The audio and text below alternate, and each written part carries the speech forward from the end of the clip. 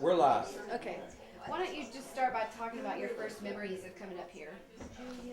The first time I remember. Yeah, first time you remember. Well, the first year I was here was in 1925. I was 2 years old, and I don't remember that very well. Okay. But I would say my first recollection would have been maybe 4 years later. And I can remember my parents let me go naked, and I had water wings. And back in those days, they didn't have life preservers. They had water wings. They were little balloons that blew up, and they were behind your shoulders. That's the reason they call them wings. And they were just full of air. And I was allowed to go pretty much anywhere I wanted to because that would hold me up. It may have held my face under, but it would have kept me from sinking. And I don't remember a great deal beyond that. I remember my grandfather probably more than anyone because he spent a lot of time telling me about the days back in 1911 and 1912 when they first came. What were some of your most memorable stories that he told about those days? Anything that really sticks out?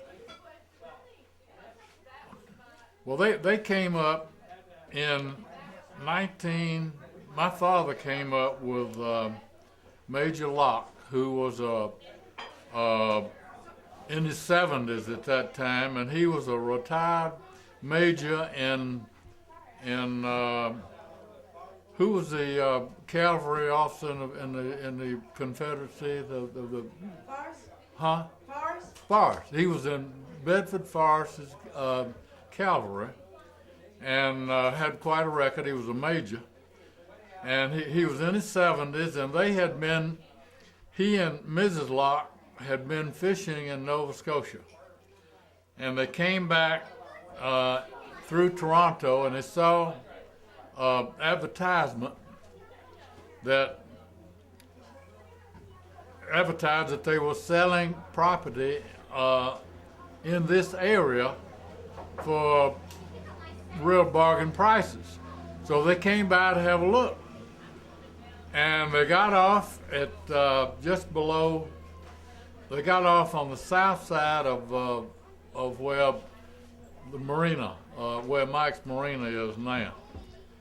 And they brought their boats with them. They had two rowboats, which used the old oars that were 8 feet long, and they feathered. When you came back, and they had scoops on them with leather collars, and they had a helmsman that sat in the stern and guided the two men in the crew that rowed the boat.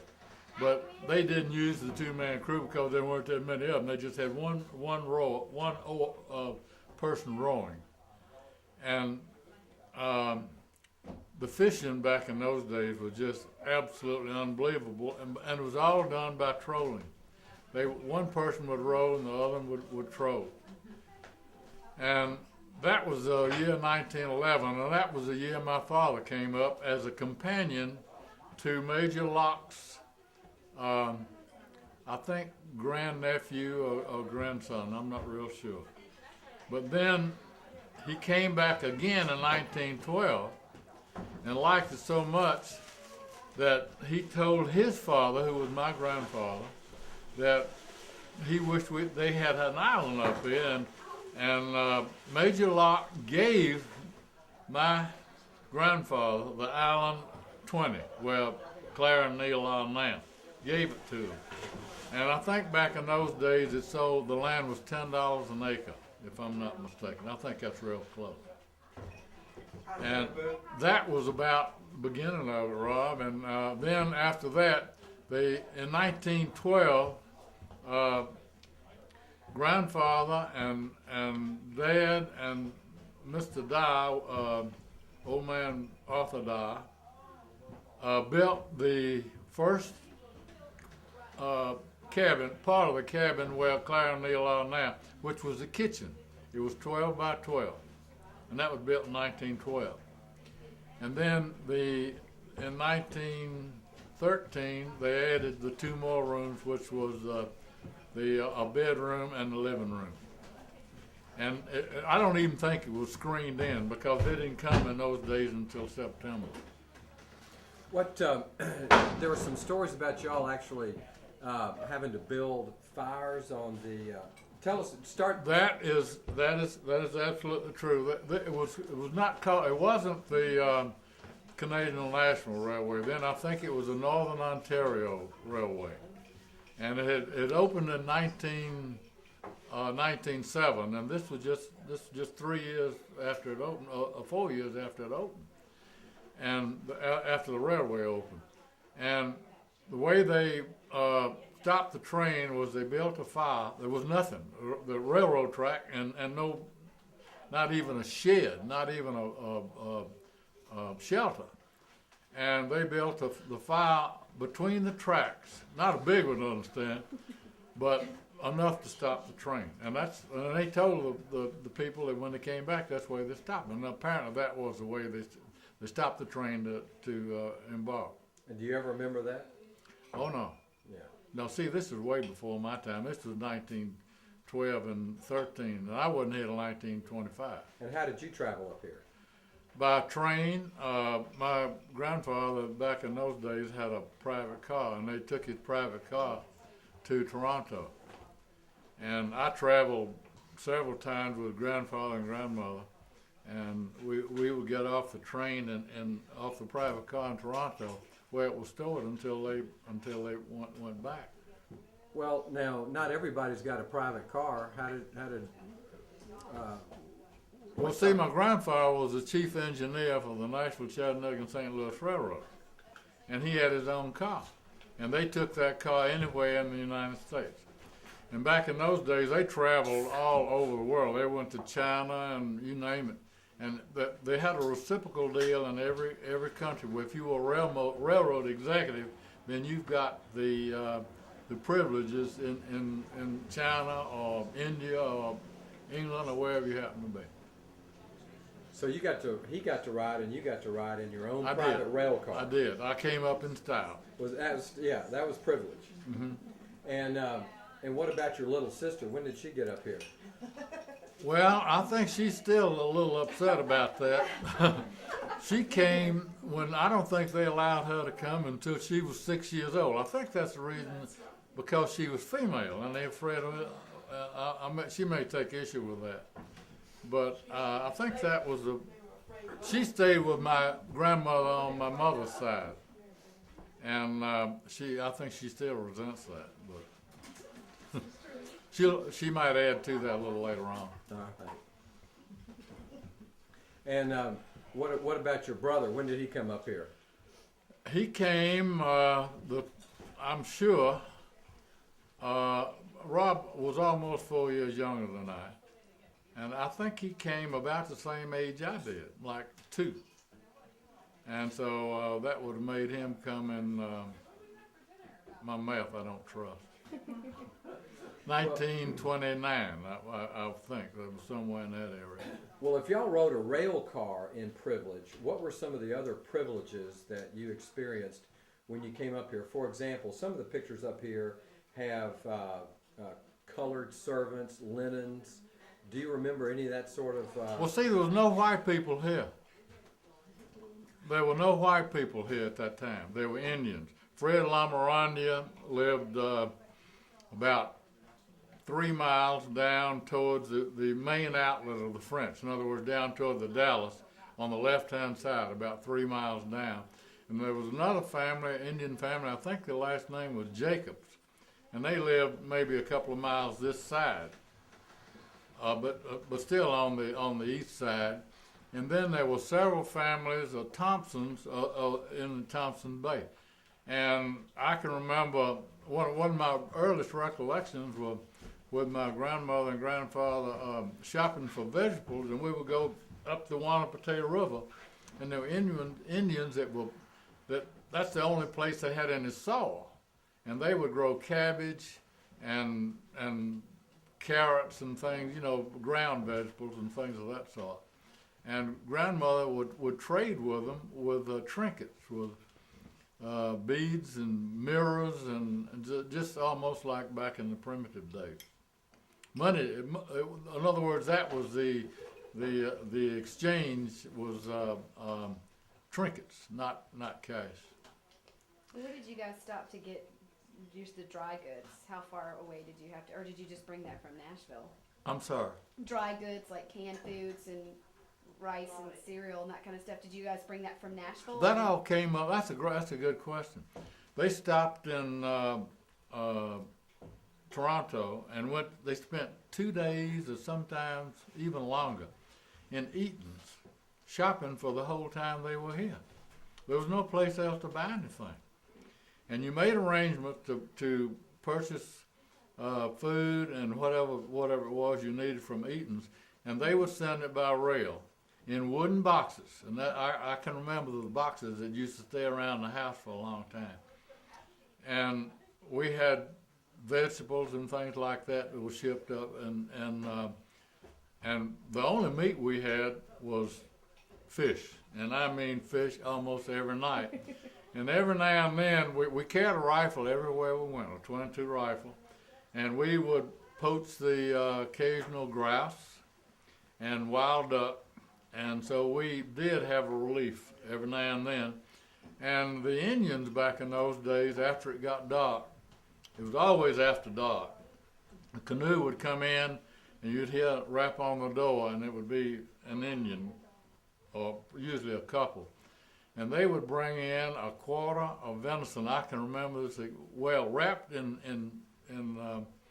cloth, in white cloth, like an old sheet.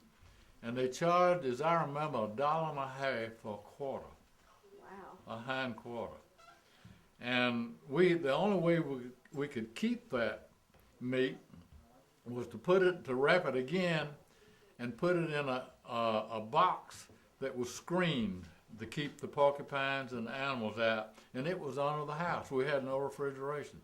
We had no refrigeration until 1923 when Bud West opened the French River Lodge, and he would put up ice, cut ice off the lake and store it in the soda. And that's the first time we ever had an ice, but that was in 1924, 1925. So back in those days, there was no refrigeration, but they were here in September, and the nights were cool. Right. So they could keep meat a little bit longer. But the Indians came, they knew about how long a quarter would last, and they made maybe 2 visits the whole time we were here. And they would generally ask for a couple of .22 cartridges to go along with $1.50, because that would kill the next. And these were all yearlings that they were killing. These were fawns. So you can imagine how good the meat was. Yeah. What are some of the earliest recollections you have of this area, particularly on the island? Did you come across any bears or things of that nature? Oh yeah, and that's the reason we have the small island we have today, because the bears were plentiful back then. And I remember asking my grandfather, I said, well, you could have had the Dales Island, you could have had General Ralston's Island, which is north west of the Dales Island, the great big island. And I said, you could have had any of those. Why did you choose the little island 20? And he said, because of the animals. And we didn't want to be bothered or threatened with them. And of course, they were the only people here. You have to remember, there was nobody else there. And they just didn't want any more property than what they had. In some of those pictures on the wall over there, it's Burn Island is pretty burnt. Was it? Do you remember it like that? Well, Burn Island, I remember when Burn Island burned. Yeah. Okay. We had come back we had been down the Bad River, and we came back and saw the smoke. And Burn Island is the island right behind Island 20, where Claire and Neil are. And what happened was that the island had burned, and the sparks had jumped across the canal, the canal that goes up to French River Lodge, and set Wells Island on fire. Wells Island is now where Island 17 is, where Cornelia and Hill and Hunter is. And it set that afire, and it burned all but the end where they are now. It all burned off. That entire island burned off, but the very end and the ranges, the fire ranges, saved that. The wind shifted, I think, what happened. Did you think it was lightning or? It was lightning. Yeah. Back in those days, nearly all the fires were lightning. And of course, 90% of the fires today are lightning. When did, what was the early transportation you had? How did you get here? My earliest recollection was we would land at the Pickle River Bridge, and John Warren was a station master.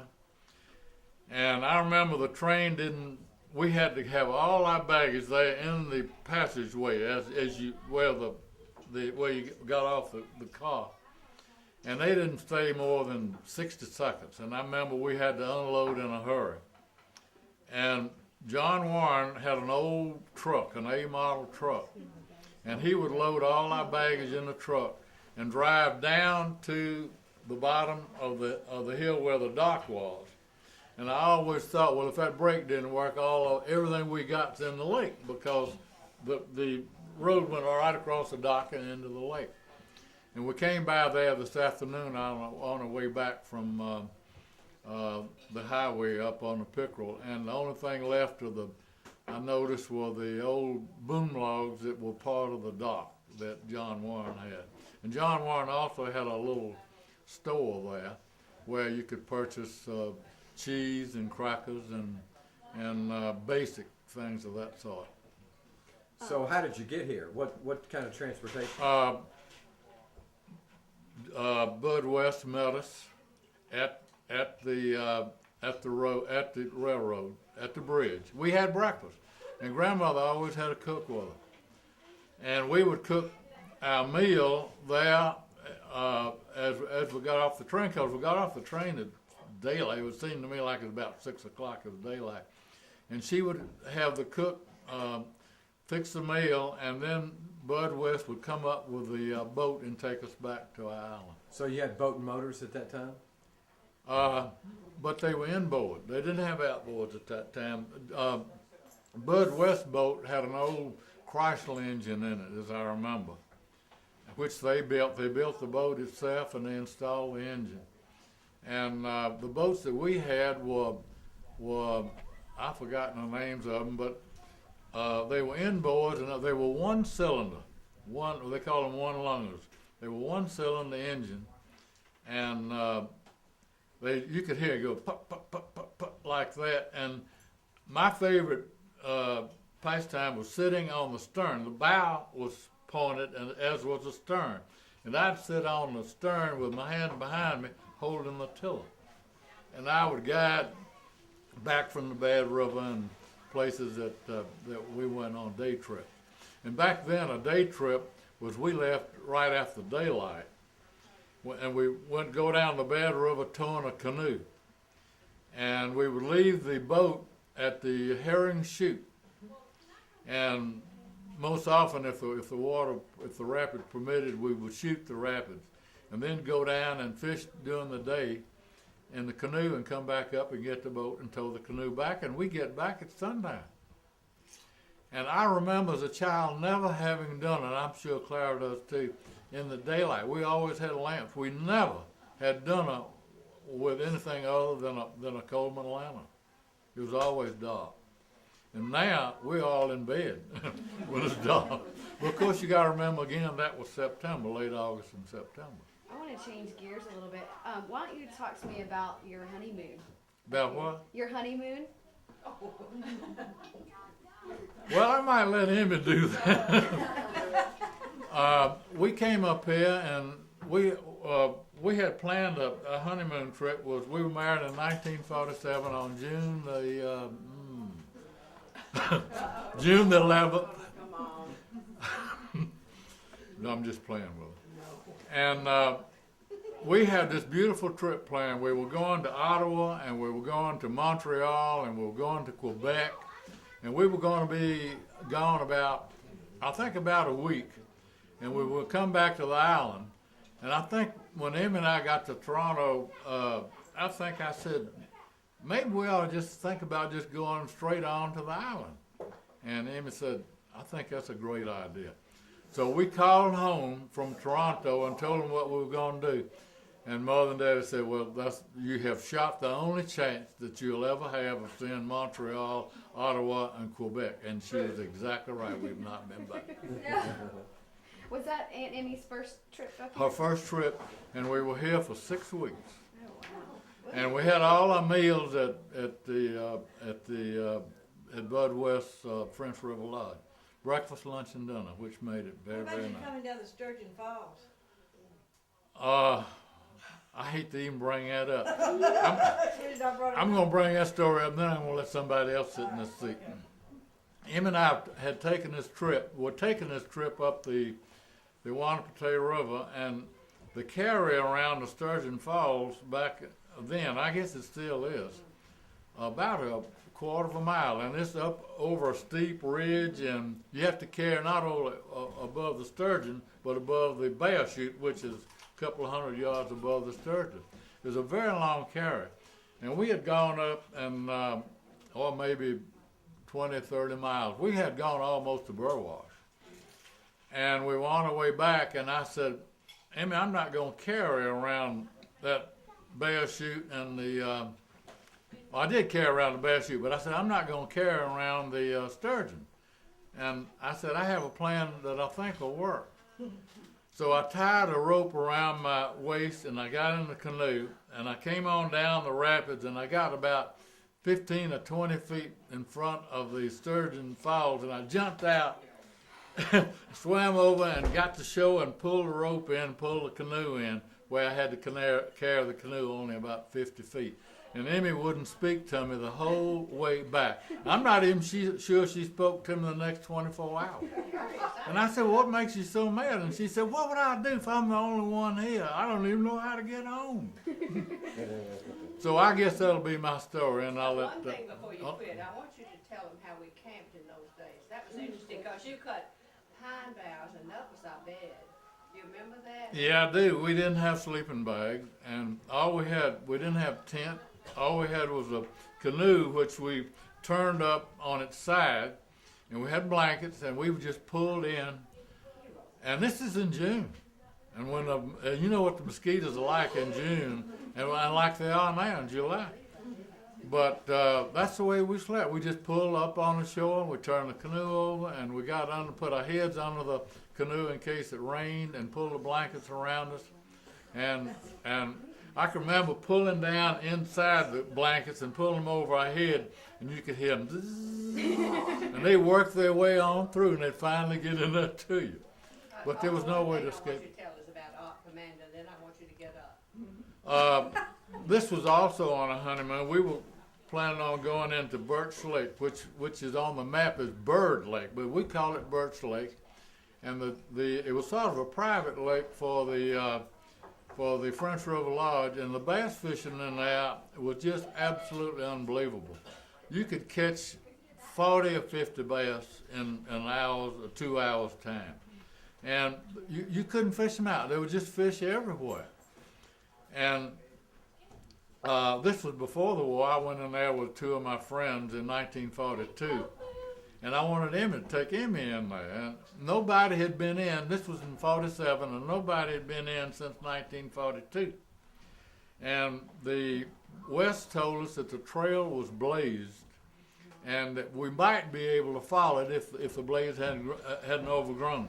So we got out in Beef Tea Creek, went up in the Cromis Bay and back into Beef Tea Creek, and found where we started. And we got maybe 2 miles, and we ran out of the blaze. Couldn't find our way.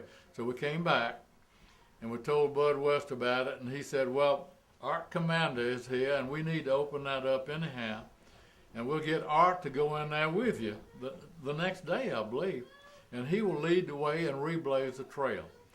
And Art he got lost on several occasions, and he'd just tell us to just sit a minute, and he would be gone maybe a couple of minutes, and he'd come back and say, we've got it, and we'll go on. He's blazing it all the way.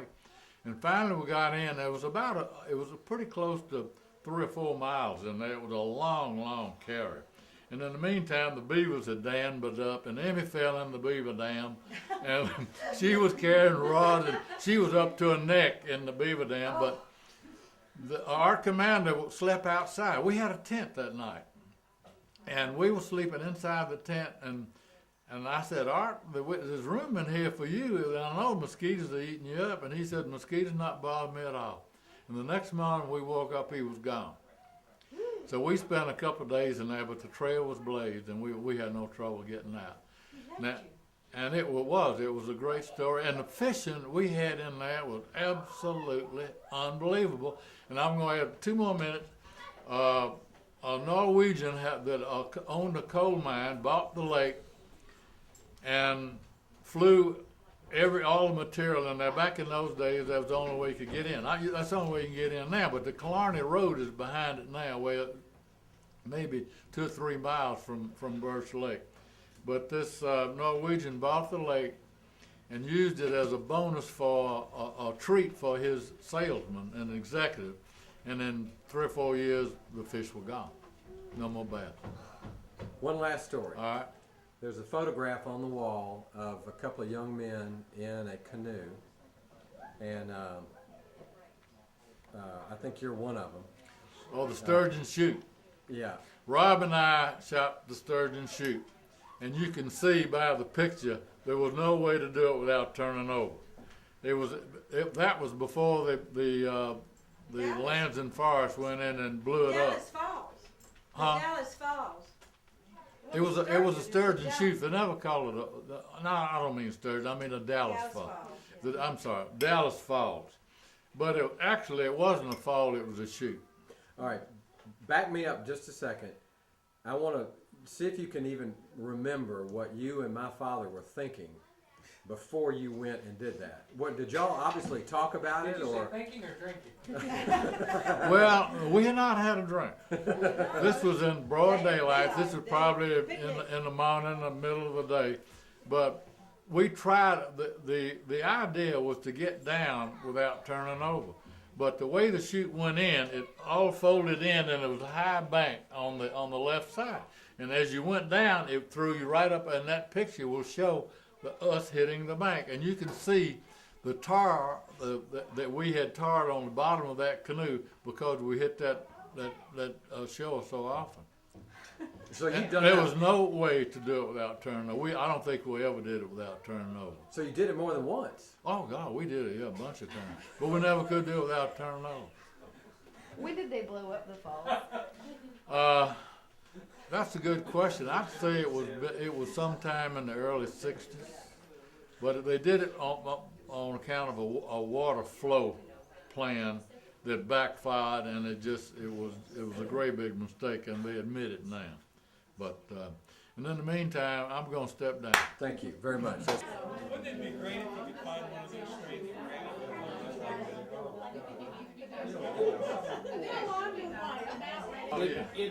It makes me so sad to think that your father and my grandfather never sat down and wrote down their memoirs of this place and all. Dad did. Huh? Did he? My father wrote his memoir. Did he? I'll let you read Can it.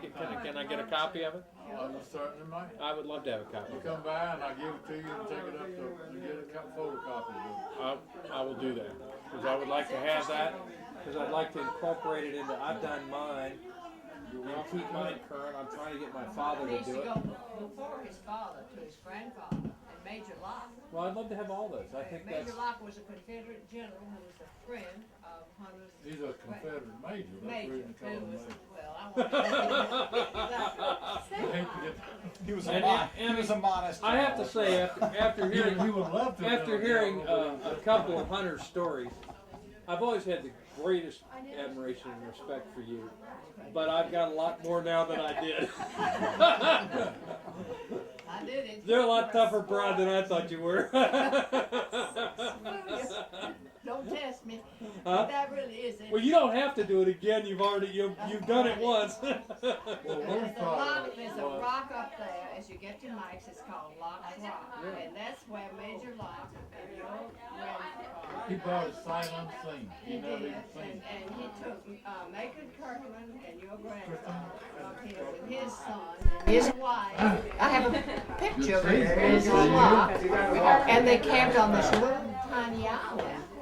And they had some helpers with them. But and then your father came home and told his father, how much he liked it here. So he talked to his friend, Major Locke, and he said he would sell him this island if he built on it for Well, that's what $15. they Yeah. $15. Yeah, and then your grandfather and your It was grandmother. $5 or $10 an acre. I forgot. Well, you know, my dad turned down Green Island for $3,500. He And did. not that long ago. Is that what we call Blueberry Island? Yeah. Yes. Yeah. Okay. That's a beautiful island. He could have bought that island for $3,500, They all like children. and he didn't do it. Who's got it now?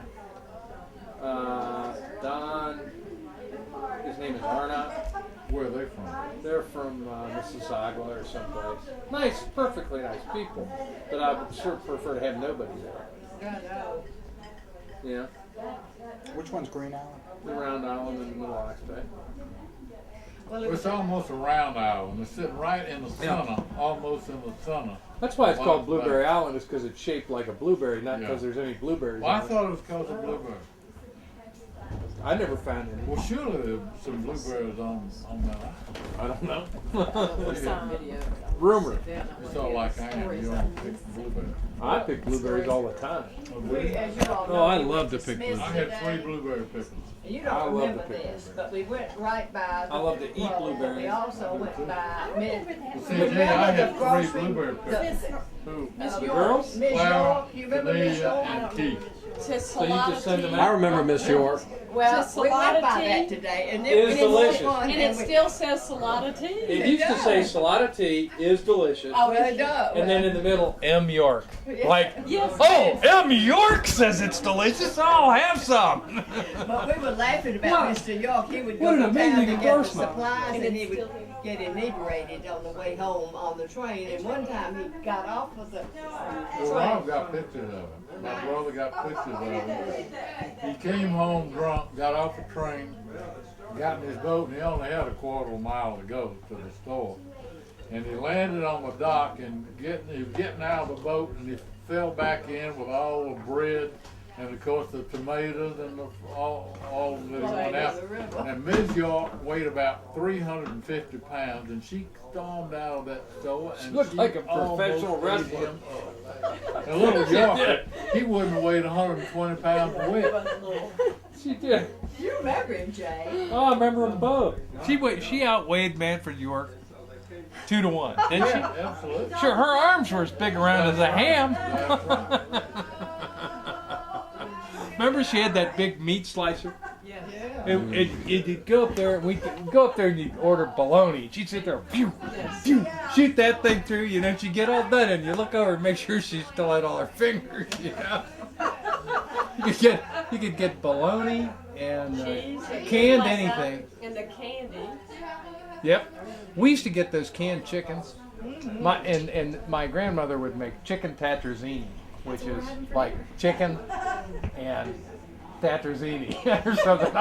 Chicken and mushroom soup and noodles and stuff.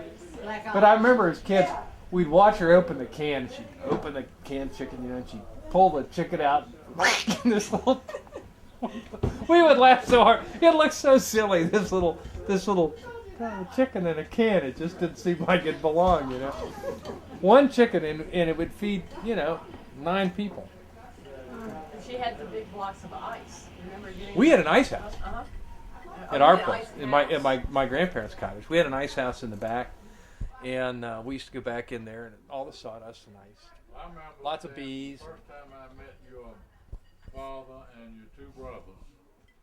Well, Rob and I detail was to go up to Bud West and get the ice. And we had ice box in, and the ice lasted about, depending on who was there and how many cocktails they were having. They were chipping. But Usually the ice only, we get 50 pounds of ice and it lasts about 2 days.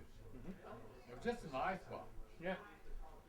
And Rob and I would go up there and we'd see your father Bill, Pete, and Weldon. We called him Weldon back in those days. And Pete was about 6 foot, 8 or 10, 6'10", 6'11", yeah. and Weldon was at least 6'9". as tall. Yeah. And weighed about 250 pounds. And Rob and I gave them a real wide berth. I don't think we even talked to them for a long time. And finally we met, and we became friends, and that's how your grandfather and my parents met. Yeah. Well, through us. The kids introduced me. Good for you. And that was a friendship that lasted. Well, Dad, Geez, do I it. don't know. They became friends when they were probably in They their went 40s. to Hawaii, and they had all kinds of trips Yeah. together. It was before. Florida, and yeah. Well, and then I remember, going to Captiva and seeing them all down there, and they ended up wintering together there a lot. And even after we moved to Naples, I think we saw your mom. I remember one time we were talking to your grandfather about going to the bay and spending the night. He'd never spent the night in the bay. But he wasn't much for sleeping in a tent. Well,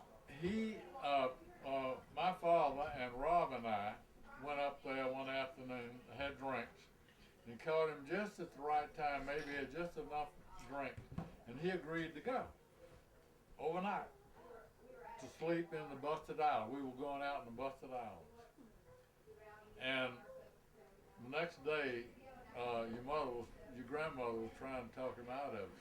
And Dad said, you can't talk him out of it. He's already committed. He is going. And he went. We went, the four of us went out, went across the tram, into the bay, out in the Busted, and you never saw such fishing in all your life. And your grandfather I'll never will forget, he lost a tremendous bass, and he used those hooks with a real long shank. It was just a regular hook, but it had a real long shank on it. I forgot what his theory was with a long shank. And a year later, I went back to the same place, and I caught that bass that he lost, and that hook was in his stomach. And I cleaned it. You remember that, Amy? I pulled that hook, and I said, this is your father's, your grandfather's Wilson's bat. Yeah. Well, did you give him credit because it was probably the hook and his I didn't stomach give fish to him, that but I weakened it told him enough that about you were it. able to get it in. I told him about it. Remember that funny story about you and your father and Rob going out to the boat to fish and the boat wanted to work it? I think that's a funny story on your father. Oh, they were there for a while.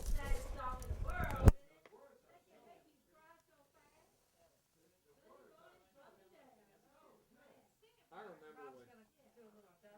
Was it cold, Rob? You don't. I didn't. Yeah, come to my Yeah, house. it is. Would you please come to my house? I tell you what, it looks like a hat that the Sit down, Century's sit right wearing. here. at I'll the- sit next to my buddy Jack. Hunter, It's a multi-purpose tool. my favorite story about your father was, and unfortunately Mary Ann's heard this story about 80 times, but one day your son Hunter and I used to like to go over into the beaver dams and hunt bullfrogs for frog legs. And so when we take 22s and use the hollow points, and if you hit any place close to the bullfrog, it knocked it out, and we had a gig or a net or something. So we've been pretty successful doing it a few times. And Hunter's a very good cook. He loved to cook and still does, I know. And so we go over there, and there's no bullfrogs anyplace. The blue herons had begun to recover, and there weren't any big frogs. And coming back, we stepped into a juniper bush, one of us did, and all these grouse fly up in the tree. And, so it was in July, and the grouse were about this big. And so Hunter and I looked at each other, and we started popping these little grouse out of the trees with 22 hollow points. There wasn't much left of any of them. But we had our bag, and we kept getting them and putting them in the bag, getting them and putting them in the bag. And we got back to the Gray House, and we were so proud of ourselves. And Hunter says, Granddaddy, look what we got, look what we got. He opens the bag. Hunter opens the bag, and he looks in there, and he says, those are grouse. And Hunter says, I know they are. He says, grouse are out of season. And you boys don't even have a hunting license. You're going to have to eat the evidence. So we got out there, I mean, picking the little feathers out of those things. He got done, each one, they were about this big around. But we must have had 25 of them or so. And Hunter cooked them. I think the recipe was put butter on them and put them in a hot oven for 5 minutes or something. And they were great. They were sort of like eating smelts, I think. Yeah, you could right. kind of eat the whole thing. You didn't really need to. But I never forget that. He says, boys, you're going to have to eat the evidence. Well, and your mother I'm sure she remembered this. Rob and I had killed some duck, and we were picking them.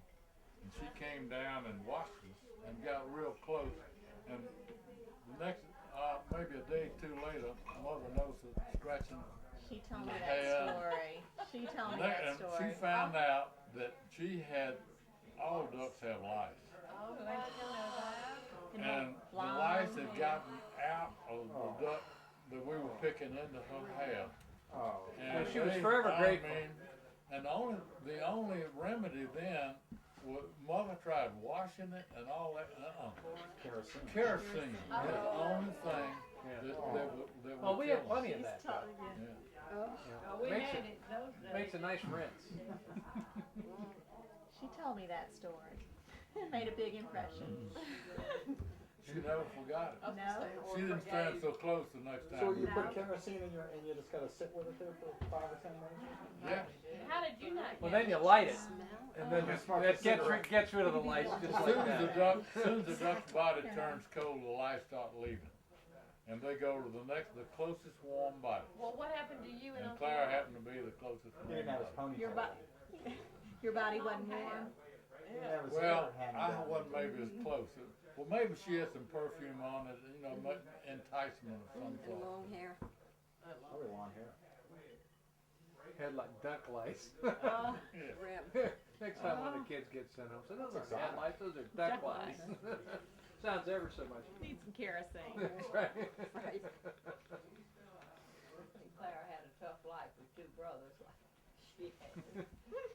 I'm sure you were very sympathetic. Well, Oh yeah. Right. we did tease a lot, She Two older mentioned brothers. that too. Yeah, right. She mentioned. Once or But we're twice. still friends. Yes, I see that. They both adored her. They gave her a hard time. I noticed she didn't have much to say though. You give her No. a chance. Yeah. You give her a chance. Get her version. Yeah, by herself. Yeah, that's right. She That's said, what come she by wanted When They'll does she go chat. on? She When wants does it she go alone on? tomorrow. tomorrow. Oh, okay. Yeah. Now, Oh, I seriously, when are you going to edit and produce and let us all have wonderful copies? I don't know. Ken Burns is coming up for the. Yeah. Yeah. Right. IMAX, it'll be the next IMAX presentation. Well, the first thing you need to do is see the one on him in World War II. Oh. We haven't shown it to her. That's What does where I it take talked to get it? Darryl, Yes. and he was tickled to death with It's the just, tape. Rob Good. just With edited it. We're gonna do it Good. from the whole. Is this one But you can did? we get a copy? Oh, Are yeah. you gonna do a showing? Are you gonna do a screening? Yeah, we need to do a show. We'll come down. We'll do a show it out. We'll come down. We'll come down. Give me a month's notice, and I I'll actually come did a down. lot more editing since you've seen it. No, you Yeah, give we me can- we'll notice come and down. I'll come. We'll come You down. tell me, Well, give me give me some Darryl time. said I need a lead The time. music was too high, and I said Rob was aware of I that. fixed all that. Yeah, okay, Yeah. good. Yeah. And I burned y'all all new DVDs. Oh, great. Can't wait to see it. I'll send in my check. I want it. Money order, Visa card, Uncle Otter, whatever. she asked me how much it would cost to get one of these, and I said, well, I'm going to wait till all of y'all are gone, and then I'm going to charge as much as I can get out of all of them. The sky's the limit. Sky's the Somebody limit. I know. They'll pay me anything I ask for. That's right. Absolutely right. Been there, done that. Well, Hunter never talked about the war. I never knew much about it. I never knew any of his friends or anything. And Rob, Aunt Clara was the one that said, "This is awful, Hunter, that you're not doing this." he talked to you, Well, my and you. sister was the one that She did. I gave her talked me full into credit. it, and So since then, I've learned a lot about the wall I and asked how you they for a class caught it. project, He's too. met his friend. Can't wait to see Well, it. I need to get you to sit down with Mother and let her explain who Aunt Bessie is and Little Mama and all these people that make no sense to me. And then you can get it all on Yeah. tape and I can look them all up. Video. Great. What types of questions to ask, how to light it. In other words, you wouldn't want to do anything in the lighting we're in right now. It's way too harsh. And, but there's some real simple ways to at least get it going. Because what's happening is, while we're in here doing this, Uncle Neil and Aunt Claire in there, they're in there telling stories as well. And what happens is just, people get started and Well, you gotta have this whole house wired as a sound studio. Yeah, right. That's really what Yeah. you have microphones Yeah, for up and down. could you You know, the problem we have in our family is that Mother is, we're 5 years apart. And of course, Amy's gone, but Gail and I, my mother can't keep track of which people were which kid's friends. So she's forever striking up conversations with me and saying, "Oh, guess who got married? So and so." And I think, "Oh, that's great. Who the hell's that?" You know, and it's somebody 10 years younger than I am that I never met before in my whole life, but they got married. So it's nice, you know. But All of you are 5 years apart.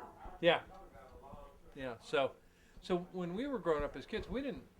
I mean, we really didn't even know each other. You know, when I went to college, Gail was in the 7th grade, and Amy was, you know, she was a 2nd grader.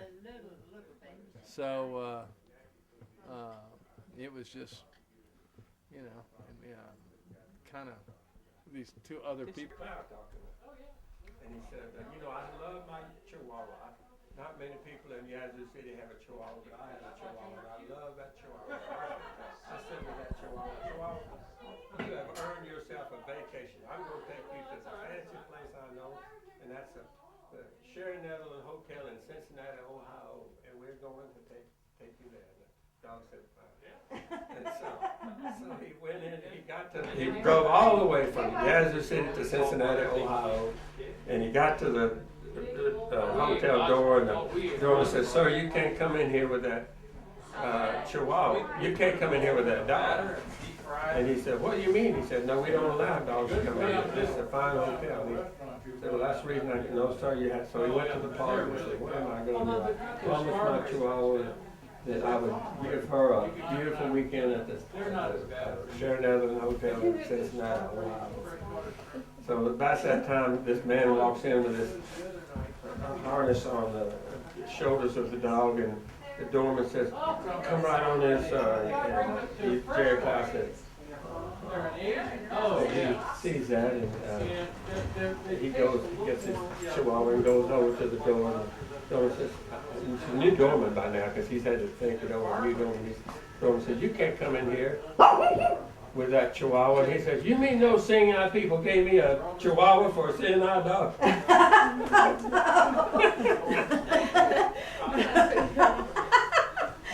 And you heard that? Yeah, but it's still funny. It's still funny. Monday morning coming down. That's right. You got it. Oh, God, I love it. What song was that? Talking about Chris Christopherson, what a writer just he sing is. it. Just sing it a Oh, little for bit. God. Come on, just sing a little bit. I can't. Yes, you I can. have to think about it. No, just you do be it. thinking Don't think about it. Just I do didn't it. get it right. I can. Just do it, just for a second.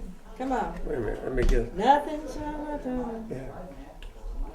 And there's nothing short of dying, half as lonesome as the sound of a sleeping city sidewalk, Sunday morning coming down. I love it. This is that UT influence, isn't it? That's it.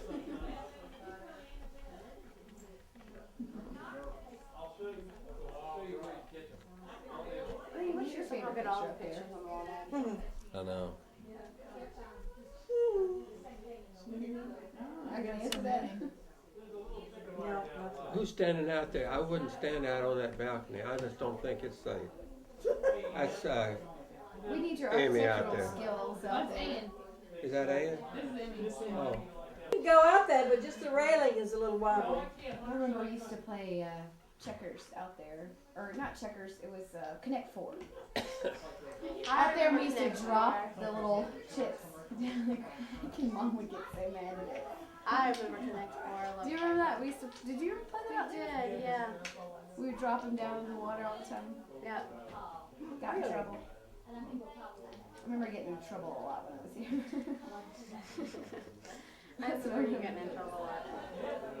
Well, it's because we had to worry about your life, you know? Well, Jason, I think, was the one that got in more trouble than anybody. That time he tripped over the log and cracked his tooth and broke his foot. All in one turn. Wow. And he was trying to blow the whistle, and there was blood coming out of his mouth, and he couldn't blow the whistle. Oh, I remember the whistles. Yeah, the whistles. We got, Lonnie, you never had the whistle, did you? oh, we got one hanging up over there. Was that for the children to blow if they were in trouble? Oh, yeah, There's a and rattlesnake. then I blow it for the dogs too. Oh, yeah. I remember for the rattlesnake. Use your snake grabber. My snake grabber is hanging right up there.